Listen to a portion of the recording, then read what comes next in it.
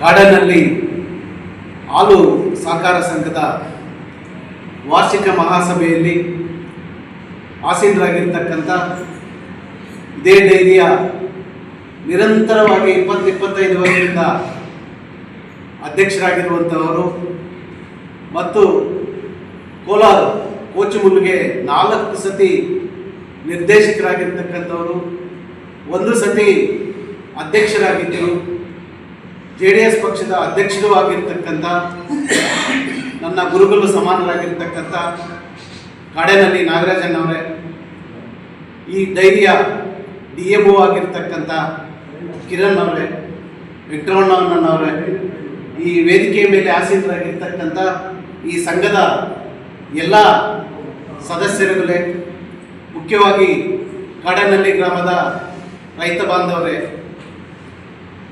ಕಾಡೇನಹಳ್ಳಿ ಡೈರಿಗೆ ಬಂದರೆ ಯಾವತ್ತೂ ಖುಷಿಯಾಗುತ್ತೆ. ಡೈರಿ ನೋಡಿದ್ರೆ ಒಂದು ಮಹಾನ್ ಥರ ಇದೆ. ಯಾಕೆ ಈ ಥರ ಎಲ್ಲ ಆಗುತ್ತಂತಂದರೆ, ಒಂದು ಸಂಘದ ಅಧ್ಯಕ್ಷರು, ಕಾರ್ಯದರ್ಶಿಗಳು, ಸದಸ್ಯರು, ಈ ಗ್ರಾಮಸ್ಥರೆಲ್ಲರೂ ಸೇರಿ ಒಗ್ಗಟ್ಟಿನಿಂದ ಹೋಗುವುದರಿಂದ ಒಂದು ಊರಿನ ಎಲ್ಲ ರೈತರಿಗೆ ಲಾಭ ಈ ಮುಖಾಂತರ ತಿಳಿಸಿಪಡಿರ್ತಕ್ಕಂಥವರು ಕಾಡೇನಹಳ್ಳಿ ಗ್ರಾಮದವರು ಮತ್ತು ನಾಗರಾಜಣ್ಣವರು. ಮುಖ್ಯವಾಗಿ ತಾಲೂಕಿಗೆ ಒಂದು ಮಾದರಿ.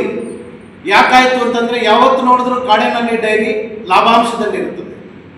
ಯಾಕೆ ಖರ್ಚು ವೆಚ್ಚಗಳು ಈಗ ತಾನೇ ಓದ್ತಾ ಇದ್ರು ನಮ್ಮ DMO ಅವರು, ಯಾವುದೇ ಖರ್ಚು ವೆಚ್ಚಗಳು ಎಲ್ಲ 400 ರೂಪಾಯಿ, 300 ರೂಪಾಯಿ, 500 ರೂಪಾಯಿ ತೋರಿಸ್ತದೆ. ಅದರಿಂದ ಏನಾಗುತ್ತೆ, ಲಾಭಾಂಶ ಡೈರಿಗೆ ಬರುತ್ತೆ. ಡೈರಿ ಲಾಭಾಂಶ ಆದಾಗ ನಮ್ಮ ರೈತರಿಗೆಲ್ಲರಿಗೂ ಕೂಡ ಅನುಕೂಲಕರವಾಗುತ್ತೆ.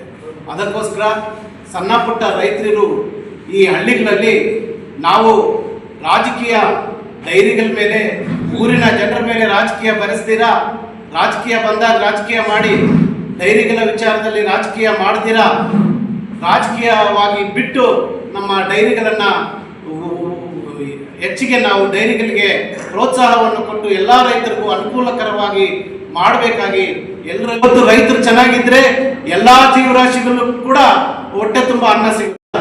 ಅದಕ್ಕೋಸ್ಕರ ಈ ಪ್ರಪಂಚದ ಬೆನ್ನೆಲುಬು ಅಂತಂದರೆ ರೈತರು.